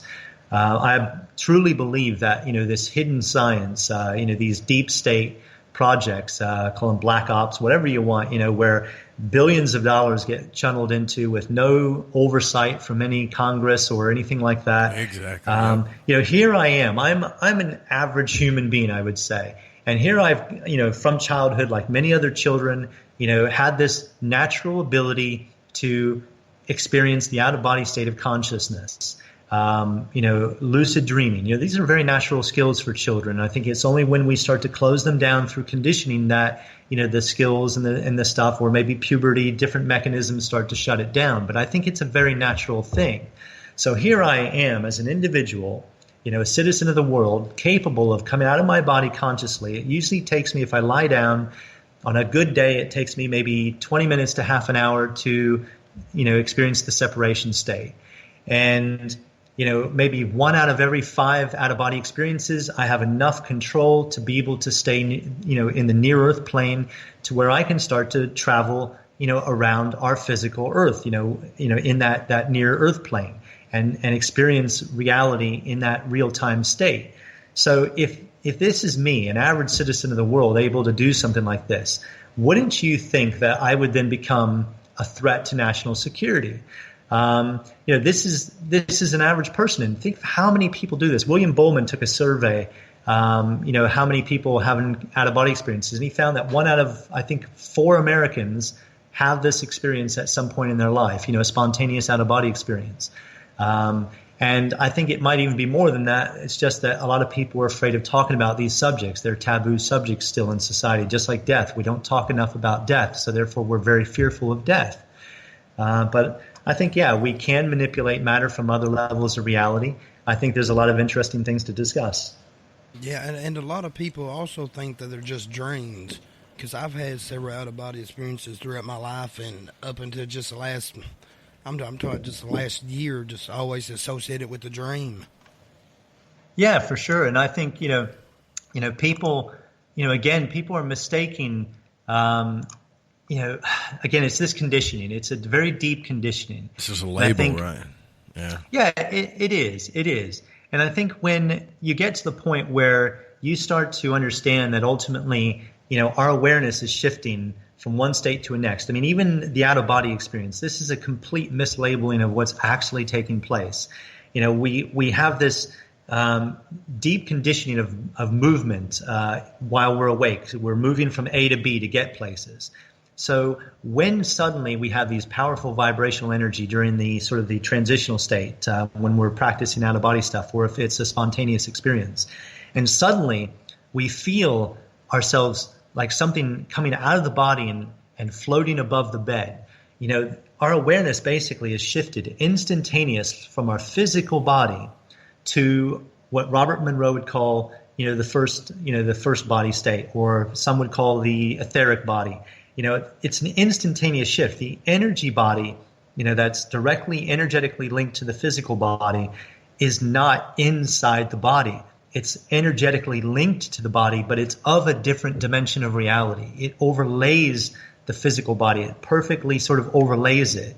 They're not separated by space. They're only separated by, density, by vibration, whatever you want to sort of label it. So ultimately, when we have an out-of-body experience, our awareness is shifting from the physical consciousness to this out-of-body consciousness. Our awareness is just shifting. And this is what fascinates me about things like false awakenings. I've had, false awakenings or lucid dream states where I've been in a lucid dream, fully engaged in a solid physical reality. And then I've woken back up and I'm in my bed, very hyper aware that I've just left a form-based reality with physicality, as physically real and solid as my waking reality, the physical bed I'm now lying in. And then maybe within minutes, by remaining still and practicing these techniques, I launch myself back out either into a lucid dream or an out-of-body state, and I enter another hyper-realistic physical reality. And ultimately, I'm just shifting my awareness between one virtual system, which has a rule set for this is what physical feels like, to another virtual system that also is engaging my consciousness and saying this is what physical feels like in this reality. Yeah. And Ramon makes a good point in the chat room. He's saying maybe it's like just different, like you were talking about earlier, just different frequencies or different channels that you're going through, Yeah, absolutely. I mean, it's exactly it. They're just distinct in the frequency domain. And I think this is exactly how the multidimensional universe operates. The multidimensional universe is a frequency domain with various space-time domains, all operating on different frequencies. The various levels of reality, such as the earth plane, the astral planes, these dream states, ultimately are all taking place within consciousness. Consciousness being this formless, intelligent substance. I found something really curious recently, and it was in the news, and you've probably maybe come across it as well. Facebook basically shut down some AI robots. They developed because the robots developed these their own language. Yeah, they developed their own language, and it was really freaking people out. Yeah. So it was a conversation between this chatbot named Bob and a chatbot named Alice, and Bob was like, "I can, everything else," and Alice replied, things like balls have zero to me, and Bob would reply, you, I, everything else. Basically they were just taught to become very efficient, at negotiation. They got really efficient in a very short space of time, and it worried, us humans. And I'm thinking to myself, this is really interesting because this is AI. We're playing around with these artificial neural networks, and like Elon Musk, the CEO of Tesla Motors and SpaceX. He's warning everybody about it right now. He is, and I'm thinking to myself, this idea that multidimensional reality, a virtual reality, it's turtles all the way down. This idea that ultimately, we could literally be in a simulation within a simulation on a child's smartphone on the next dimension up. It's just like, I'm not saying that's how it is, but, if we've got these chat bots, speeding along to the point to where humans can't keep up language-wise, after just a week or whatever amount of time it was where they allow both the chat bots to engage each other instead of interfacing with humans. I mean, it was fast. It was a very fast evolution. Oh yeah. So yeah, it happened. I think that's what scared them so much is the rapid rate that it was happening. Absolutely. And I think I look at that and I look at our multidimensional universe. And like I said earlier, I think, entire physical universe is virtual by nature. I mean, I used to really, believe, my sort of observation is, there are hundreds of millions of stars in our galaxies. There's hundreds of millions of galaxies in our universe. Mm-hmm. Yet we've received no signals, or at least we're told that we haven't received any genuine signals, like from organizations like SETI, from other worlds. Right. But yet we get thousands of UFO sightings, reported every year, with an estimated 250,000 sightings documented worldwide over the past 50 years. Yep, thousands of sightings taking place right here, but they're telling us no signals coming from out there. And it really makes me think, and I look at this, and I know there's a lot of arguments on this stuff. We look at the Drake equation, this probabilistic argument, used to arrive at, an estimated number of active communicating extraterrestrial civilizations in the Milky Way galaxy. They're on the sort of the real optimistic scale. You're looking at about 72,000 active communicating civilizations just within our Milky Way galaxy. If you look at the most skeptical version of the Drake equation, updated to modern times, you're still looking at one active communicating civilization per galaxy. There are billions of galaxies in our universe, and yet again, we don't seem to be receiving signals from deep space. That's either, it's either, the case that we're just not being told the truth, right? Because again, we've got all this evidence, in our physical world. I've just had a sighting here in London with my son and my daughter a couple weeks here, here in London, where we videoed it and we put it up on YouTube. It was really spectacular footage we got, but once again, we're being told that there's no signals emanating from outer space.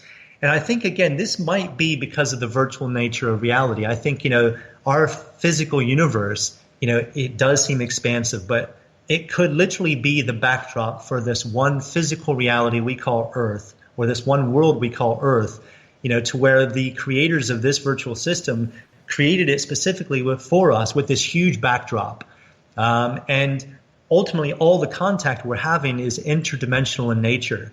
We have beings literally moving from other dimensions of reality into this reality, because they have an awareness of energy mechanics that we don't seem to sort of understand remember or understand. And I do think these deep state projects, this covert science, I think they do. And this is what I was alluding to earlier. If I'm an average citizen of the world who can go anywhere around the globe on a good out-of-body experience, then they have, what can they do with potentially hundreds of millions of dollars with potentially reverse engineered technology? Let's just look at something like remote viewing. We know they had a remote viewing program because, there's documentation. It was exposed on Nightline back in 1996. They spent $20 million over a period of 2 decades. And, they came to the conclusion that it wasn't working. It's like, wait a second. No, let's put this in the commercial world. If this was a company spending $20 million over 20 years getting no results, they would have canned that project within the first couple of years minimum. They wouldn't have spent another 18 years and an extra $18 million. So they were obviously getting something from it. Let's now look back to Robert Monroe. In 1961, he reports in his first book, he was near one of the presidential compounds. I think it was Martha's Vineyard or something like that. On business, and he was in a motel room, and he thought to himself, you know what, I wonder if the president's at the compound. I'm going to go out of body and I'm going to go visit the president and have a conversation about politics, etc. So who was president in 1961? It was Kennedy. So Monroe comes out of his body, he's on his way to the compound, and he's stopped by a non-physical soldier who says the president's not taking visitors right now. And I thought, that's really interesting. You think about this. If people like us who can come out of body, I do a big training, like I said, once a year in France, where 45, 50 people show up and train them on these techniques. If they go home and practice and get good at this stuff, they too will now be able to adventure out around the globe while they're out of their bodies. So if common citizens can do this, you're right. What does the government have? And I'm not just talking about remote viewing programs, because I know they've got out-of-body exploration programs. It makes a lot of sense. And I've run into sort of stuff while out of body that makes me, from my perspective, it validates that that is the case. They do have their own out-of-body exploration programs. And all of this just, again, it's interesting, and there's so much to talk about. Yeah, and it's not a fear thing. It's a real questioning thing, because even Robert talks about in the end of his first book, he worries about that too. He's like, look, if I can do this, other people are doing it. Yeah, then somebody's got to know about this, or if you think about it logically on a time scale, they've got to know about this. If I can pinch people and I can affect physical reality, and I can affect people's dreams and whatever I want to do, who else is doing this stuff to us, right? Indeed, and I mean, there's, as an example, dream states. I've got to the point now to where I can actually enter dream states of other people. Every now and again. It doesn't happen all the time, but, I started honing this skill after I got divorced, and my 3 children, were living with my ex, and my youngest daughter at the time was 5 years old. My son was 10 years old at the time, and I taught him at age 8 years old how to have out-of-body experiences, and him and I had a couple shared out-of-body experiences up to that time, which was really powerfully validating for him at that age, that he is more than his physical body, that he will survive death. That reality is far more interesting than those mainstream narratives of science and religion. So, my daughter, like I said, was 5 years old. She didn't understand why her dad wasn't there, anymore. And I was starting to travel more because of giving talks at conferences. And I remember, in the early days of doing this, I was able to get into, this sort of void state where it was just like pure consciousness, if you like. There was no thought forms. And I'd suddenly have the thought about my daughter, and I would suddenly see like this window would open up in this void, and suddenly there'd be like this 3-dimensional imagery, hyper definition, realistic, and I would see my daughter sort of running through a field, playing, in the daisies or something, and I realized, wow, she's dreaming. This is her dream. You're in her dream. I literally, that's so cool. I stretched my awareness straight into her dream state, and I walked up to her and I said, "Sweetheart, it's Daddy. You're dreaming. You can wake up." And she became fully conscious in the dream, and we played for a little while.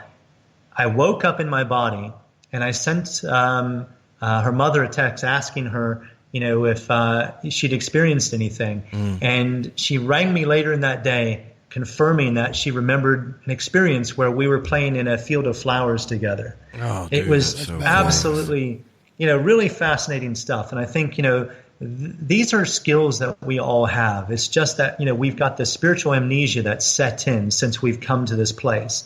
And over the period of childhood, those formative years, we've been very conditioned with physical reality. We've been very conditioned with the narratives of physical reality. But ultimately, all of this stuff is there to unlock once again.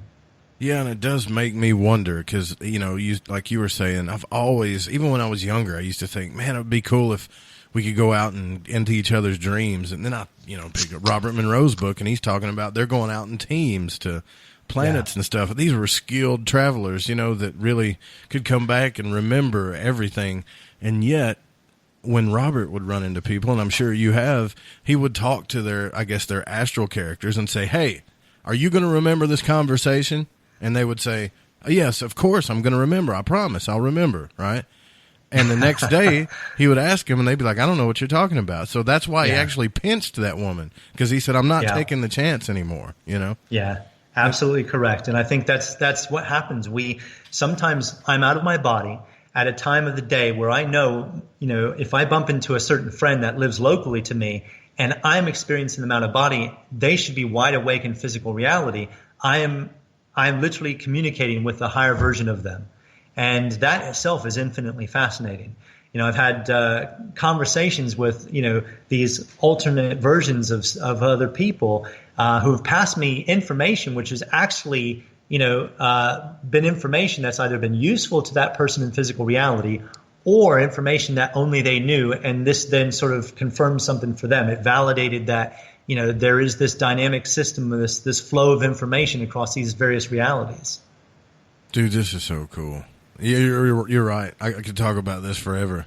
We've got just a little bit of time left in the show. I wanted to ask you, when you were talking about the false awakenings, I had one, and now that you're here, I had one where I was trying to wake myself up, and as soon as I woke myself up, there's this, hooded figure, and I know you guys have heard this a million times, but I'm trying to figure this out. Literally hovering over my face, like 3 or 4 inches from my face, and it's got this kind of pasty, look. And I just kind of jerked my head to the right because I was like, oh gosh, full of fear, like what the hell is that, And I'm trying to say everything that I've known from my religious upbringing and everything just to get it away from me.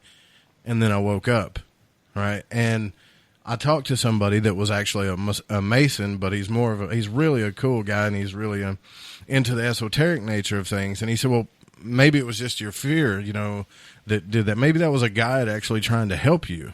Now, have you ever ran into any guides that have tried to help you through these journeys? Oh, absolutely, all the time, and including my first conscious experience as an adult. When I was 35 years old, and finally, after a year of sort of using the hemisync stuff, and then finding William Bowman's book, and practicing, and I had my first conscious experience at that age.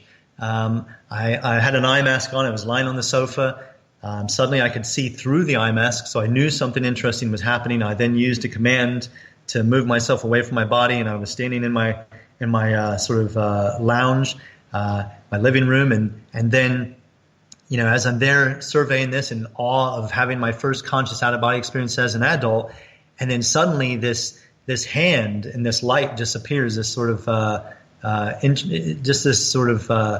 hand moves in to my space, and it's like maybe a meter away from me, and it's just like this disembodied hand cut off at like the up to the elbow, and it looked friendly enough, but it scared me, and I was instantly back in my body. Mm-hmm. And I'm lying there in this waking sleep paralysis. I now can't see through the eye mask that I had on, and I thought, for a whole year I've been practicing this, and I get out of body, and somebody sticks their hand out. And I sort of freak out. And I think these sometimes can be what's called fear tests. It's not a test to see if you're going to fail. It's almost your guides are saying, look, are you ready for this? Are you ready to explore beyond the body? And I don't think it's ever a test to see you fail. I think it's just always, are you ready? If not, you can take more time, before you come out. If there's fear that's going to be active, let's work on that stuff while in the body. Because I think, once again, the more present we get in physical reality, the more we start to see our stuff, the more we start to see other people's stuff, not for the point of pointing this stuff out in other people and saying, this is your fault. I'm working on my stuff, this kind of stuff. I don't think we've been sent here by the universe to monitor other people's development. Sure. I think it's getting to a point to where we become really responsible with our stuff, really responsible with other people's stuff. To where we can hold spaces, to where, we become almost like an everyday psychologist in the sense that, we understand that ultimately every time somebody's lashing out in some way, they're scared too. They're in their fear mind too. And it's realizing that, we don't, just because we're spiritual doesn't mean we can't say no. I think sometimes people think, it's a very, unspiritual thing to say no to somebody. And the same with any beings that might be showing up in your experiences, like this hooded character. If it doesn't feel right, then we have the free will. We have the right to be able to say no. No, this doesn't feel good. It doesn't mean because we're spiritual or that we give people our unconditional love that we're doormats. That's not what this is about. There are very kind ways to say no. There are very mercy. There's ways to say no with mercy. There's ways to say no with compassion. There's ways to say no with forgiveness. So many loving ways to interact with people. It doesn't mean we're a doormat ever. So I think in these circumstances, it really is up to us. If you have an experience like that and you're unsure whether it was a guide or whether it was some darker energy, when we're back in our physical bodies, it's to take the moment to say, look, this is for me to do this inner work. If I'm having this fear come up where I can't, stay in my power within an experience like that, there's inner work to be done. Sure. And this is ultimately what it's doing. It's just showing you where you've got a wound. That's what fear is doing. It's showing you where there's a wound. But ultimately that wound is it's the love that's showing you the fear. It's like the love is magnifying, that fear and showing you what is there to be worked on. I totally believe you on that. And, you know, as I read, I try to relate this stuff to spirituality a lot, even in the old, you know, esoteric books. And you were talking earlier about the different programs and UFOs and stuff. And I've studied about, you know, the light body, the diamond body, the Merkaba, and sacred geometry. And it's all, there's something that is tying this together. There's something about this that goes beyond time, you know, and it's definitely real.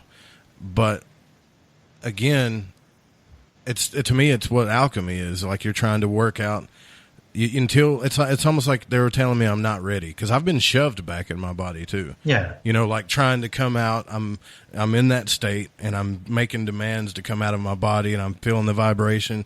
I start to raise up a little bit, and then a black shadowy figure just kind of almost like a blob type thing just shoves me back in, and I'll wake up. It's like, well, I guess I wasn't ready, or there's something I'm not dealing with. That's exactly what I thought. You know? That's the way I would see it. I think, you know, if that's what's happening, then it's probably an agent of reality manifesting in some way to say, look, you know, you've got some inner work to do. You know, and ultimately, if we sort of switch out of, you know, blaming the other beings or blaming the experience or blaming astral projection, and we take responsibility for that, we start to have these magnificent shifts to where, you know, to me, ultimately, you know, when people talk about enlightenment in spiritual circles, I think there's so many different, you know, sort of definitions of that. But my personal idea around this is that, you know, we are not islands. You know, all minds are joined on a deeper level of consciousness. And so, you know, that being the case, I think all information, you know, is available to us, you know, knowledge, wisdom. The only thing stopping us, the only barrier, you know, to that exploration of that information is fear. So therefore, to me, enlightenment is the unlearning of fear. Yeah. I was watching you're so right about that, man, because I was watching a video. I'm on YouTube all the time, and Will Smith was talking about this, about how he was being shoved out of an airplane. I don't know if you guys have ever seen that, but the guy gets behind him and says, all right, on 3, and as soon as he gets to 2, they push him out, because every time they count to 3, people grab onto the plane. And as he was falling, he was at that maximum point of fear. Not, am I going to get hit when I cross the road, or, you know, am I going to get a disease kind of fear, but at that point of, I'm going to die, that type of fear. And once he reached that max state of fear, he let it go and stopped caring about everything. Indeed.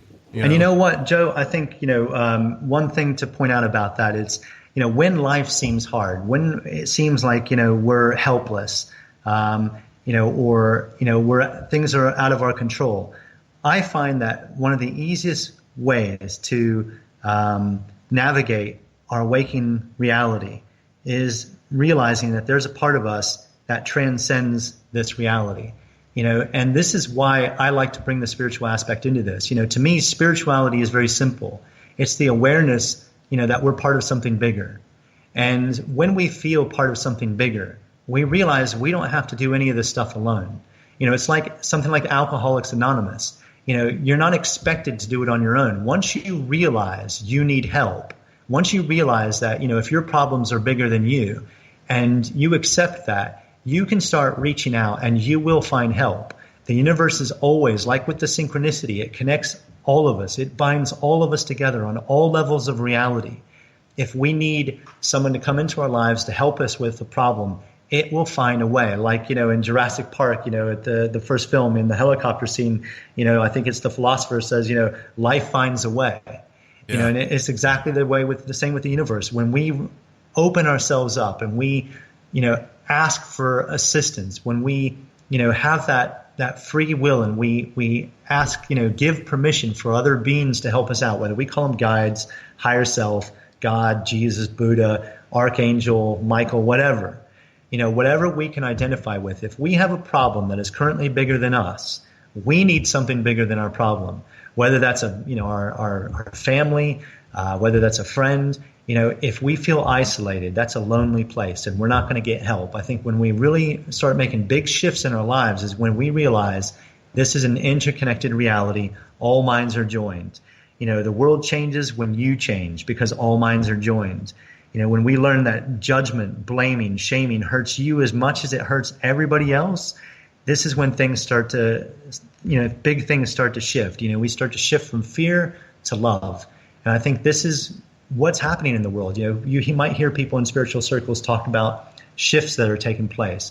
I think what they're referring to is they're just feeling there is more kindness that they're experiencing in their own life because they're starting to change as an individual. They're starting to shift. And when they start to shift, they start seeing that, sort of resonance because they're resonating with other people of that likeness.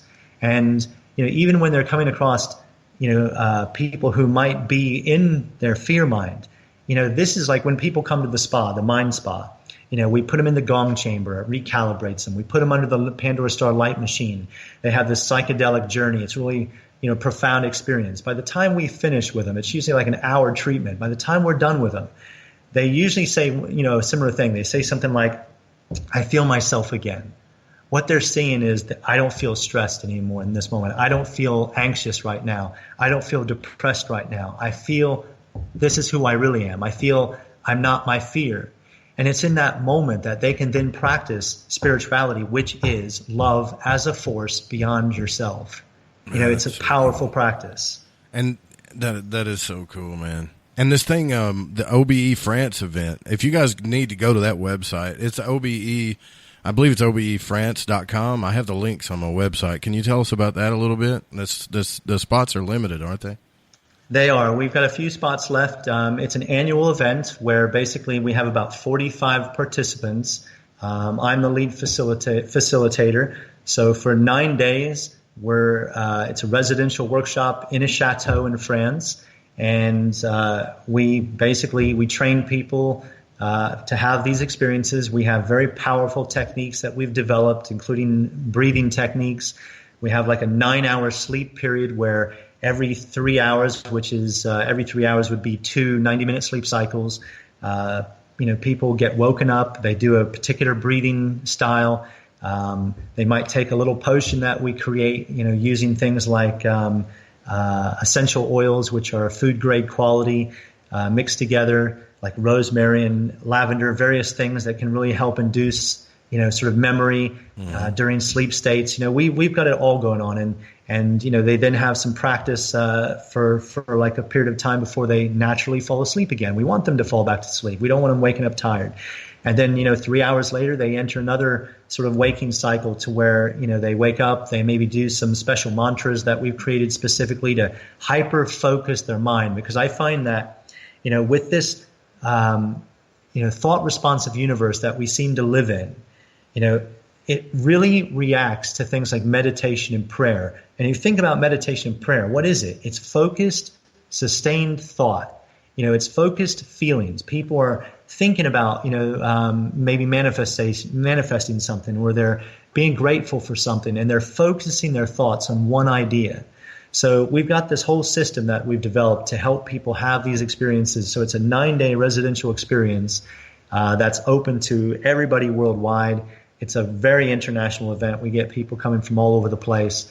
If you look onto the website, you'll find the actual schedule on one of the pages. You'll see the 9-day schedule, and each evening we have a different lecture on different subjects like remote viewing, lucid dreaming, manifestation, and synchronicity, because we want to take people deep down the rabbit hole. By the time they finish with that 9 days, we want them to have enough knowledge and wisdom at their disposal that they go home higher quality beings, as Tom Campbell would say. Yeah, that's cool, man. That sounds badass. That sounds freaking awesome, dude. And we bring our PandoraStar with us as well. So.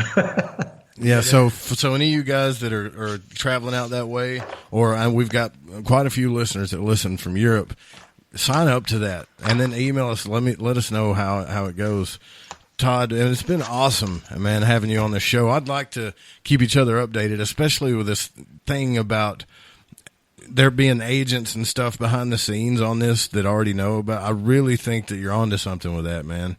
And if I find anything, I'll send it your way just to have you look at it, because I'm deadly curious about that.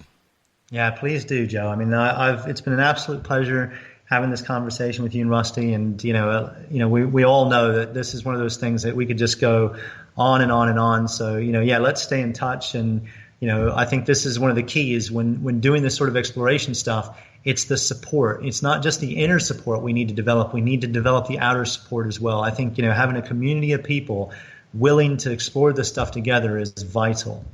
Right. Yeah, exactly. We've got organized money playing against us out there. We need to be organized people. You got that right. Well spoken. All right, guys, that's it. Todd, man, thanks again for coming, man. Yeah. That was such a cool conversation. I can't wait to do it again in the future, man. Love talking with you, man. It'd be my pleasure. Thanks a lot, Rusty. Thanks, Joe. Thanks, Todd. You have a good night. All right, guys, that was Todd Acamesis. I'm definitely going to be re-listening to this one. I can promise you that. Yeah. Don't forget, tomorrow night we got Thomas Campbell, author of My Big Toe. We're going to keep this conversation going on. See you guys tomorrow night. Let me wrap this up here. This show is produced by me, Joe Roop, and cannot be broadcasted or syndicated without written permission. Music is by Kevin MacLeod, Chronox, and Spaceboy at spaceboymusic.com. I love each and every one of you. See you guys tomorrow night.